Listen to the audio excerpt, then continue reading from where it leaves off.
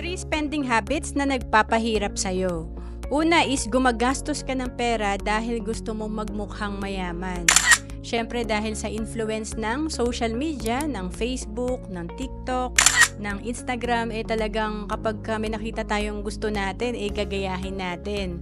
Or nakita natin na meron ng kaibigan natin, gagayahin natin kagaya ng pagta-travel. Pero alam mo, ang goal natin hindi lang magmukhang mayaman.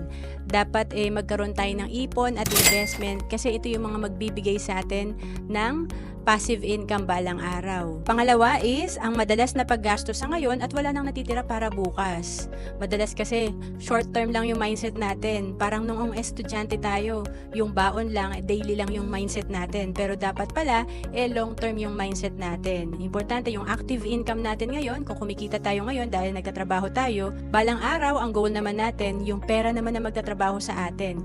Ito ay pag meron tayong investment, nakikita ng passive income or money working for us balang araw. And pangatlo, ang paggastos ng lagpas sa iyong kinikita.